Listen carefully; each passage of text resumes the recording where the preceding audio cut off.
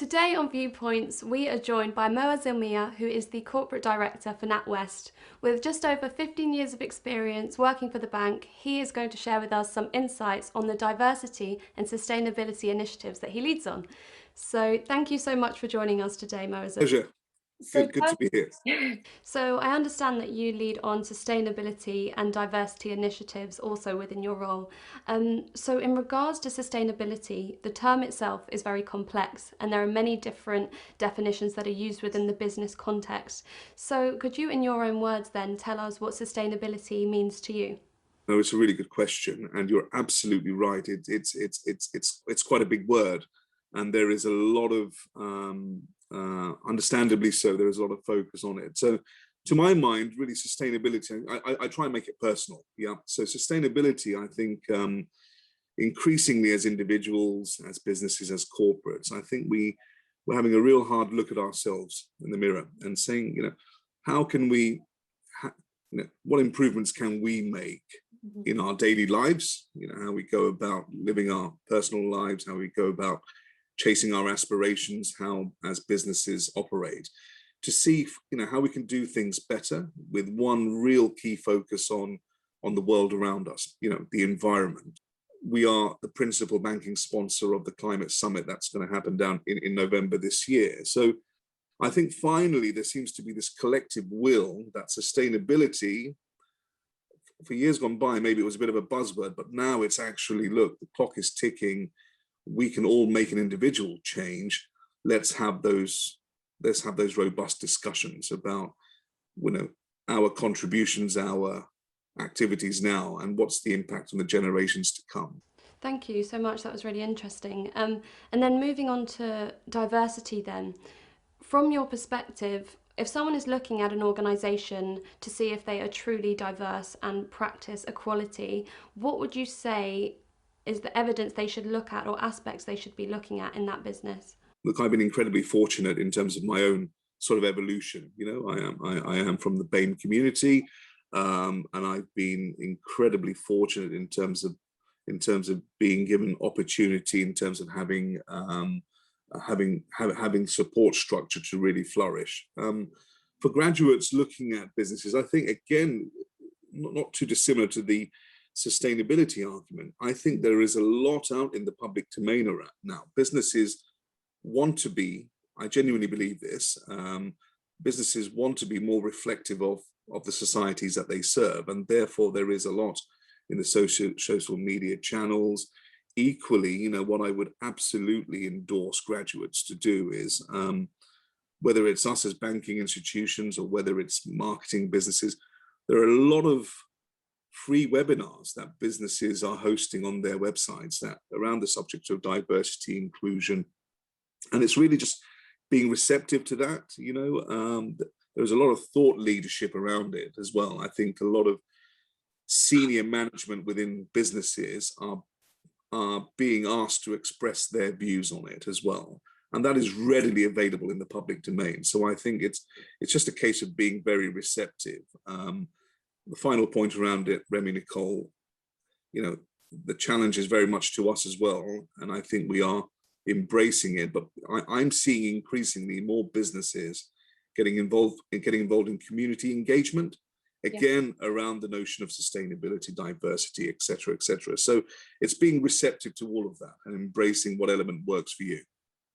Great, that sounds really positive. And then to encompass both sustainability and diversity, to what extent are they a part of business strategy? Businesses exist to serve customers, and that relationship, most of the time, it's got to be mutually beneficial. But but I'm seeing now that in terms of public opinion, as consumers, we're quite selective about what causes we support, or and where we put our money as well. So I think sustainability and diversity and inclusion is absolutely at the heart of strategy and competitive positioning. I think we may go on to this a little, but certainly in terms of the institution that I work for, look, I'm big enough and ugly enough to acknowledge that the banking fraternity, we have been at times, through the public lens, being viewed as maybe quite stuffy, quite orthodox. But, subjects like diversity and inclusion is at the very heart of our purpose now. Yeah. Because there is the other thing as well, isn't it? That when I look at the BAME community, we're just scratching at the surface in terms of the talent and the potential that exists within that subsection of society. So for businesses, not only is it important in terms of what their proposition is, businesses to survive need the very best talent, and so therefore it works on a dual purpose, if you like. Yeah, absolutely. And it's great to hear that it is at the heart, as you say, of business strategy. So then directly relating to NatWest then, in February 2020, NatWest set out to build a purpose-led bank. What exactly does this mean? And perhaps it's something that everything you've mentioned just now. Exactly that. So this is an incredibly exciting chapter in our story as an institution. A lot was, we've come a long way since the 2008 financial crash. And by virtue of us talking to a marketing audience, potentially, the bank itself had to remodify or rebrand its image, but, have real substance behind that, in terms of repositioning ourselves in the marketplace. So, we've had some quite fundamental steps, for the first time in our history. And I think, certainly for any UK high street bank, we have a female lead as our CEO, Alison Rose. Great story in terms of Alison's own progression through the business. Started off as a graduate and now leading the bank. And I think what Alison has done really well is she's picked up on the public opinion and actually what is morally right for us to do. And so therefore, we're being asked as bankers to, yes, support UK SME, but actually have those lively debates around diversity, inclusion, sustainability, and really being purposeful in our support of, championing potential, wherever that is, whether it's, individuals, whether it's small startup businesses, or whether it's the big aspirations of big companies wanting to grow. So purpose is very much at the heart of our strategy. And do you know what? It's incredibly refreshing to go out to the market and talk to businesses, and it's resonating really well.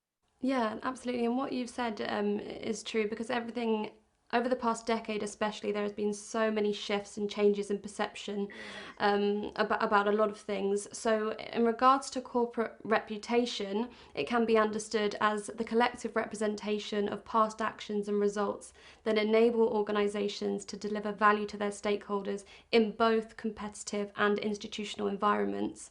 Right. And it is increasingly being based on an organisation's social legitimacy. So again, you have mentioned some of these things, but over the past 15 years that you've been working for NatWest, could you give us an example of how the drivers of reputation have perhaps changed over that time? Good question. I suppose the landmark I would use is a couple of landmarks. 2008, the financial crash. I think we all felt it, both, from a corporate perspective, but individually as well. It was quite significant, and so, through that process, inevitably, look, I'm all for opinion, right or wrong. It's good that we have a debate on most things. And I think it's fair to say that in terms of financial services and the banking fraternity, there was quite a bit of skepticism as to how they would come out of it in terms of what they would stand for. Mm-hmm. So reputation is absolutely key. But I think you build reputation by having an intimate relationship with the customers that you serve, and again, to the earlier points that I mentioned, having substance in what you do. Mm-hmm. Sometimes sometimes words are cheap. It's the action that needs to follow through. Very quickly, if I may, Remi-Nicole, the other significant point is what's happened over the last year, this pandemic and COVID. And, there was, I think that, whatever your political allegiances may be, I think the government's been incredibly generous in terms of the purse strings, coming out and saying, look, this is all the support that's available for individuals, but equally for businesses. But the banks had an important part to play in terms of facilitating the distribution of that, of those support financing mechanisms. And so again, I've seen some of the correspondence a year after that now, and NatWest, in terms of being the leading bank in terms of supporting UK SME, we've come out with it fairly well in terms of actually, the commentary out there and the public opinion is that we were very much forward thinking about it. And that's important, because when you have a national crisis like that, we all need to get behind it. So reputation is absolutely key. It is one of the fundamental constructs to whether a business is successful or not. And it's incumbent upon us as employees within to really do our little bit to make sure we preserve it. So yeah, an interesting time, very interesting time for bank and businesses as a whole, in this sort of post-recovery of COVID. Yeah, and so I guess there you touched on the bank as an institution being sort of leaderships and leading the way. What about the individual leader? What would you say are the key values of being a value-driven leader? Because we hear a lot about leadership, but what would those core values be? Now, how I'd answer this question is leadership itself is a huge subject, right? A huge topic. To my mind, and I'm open to debate on this, is that I think leadership, there is no singular style that works, one better than the other. It's about circumstance, right? But the one thing is absolutely consistent, that leaders will only, their principal job is to get the best out of the resource that they have. So, to my mind, in terms of value, it's actually saying, whatever resource I have, what's the, if I've got 10 employees or I run a division of 1,000 people, how do I get the best out of every single individual? What am I doing to champion their development, their aspirations? How do I make them feel that they are making a vital contribution? And then you add all those bits up, and then it becomes phenomenal. That's the value creation. And as I said, I've seen that firsthand within the bank for some superb leaders who have actually said, right, it's not about me as the leader, it's about looking at my cohort and what can I do in terms of bringing my experience to bear to really champion that potential. And therein lies the value. So thank you so much for joining us today on Viewpoints. You have given us lots of useful insight into sustainability and diversity and how it's carried out in business practice. So thank you very much. My pleasure.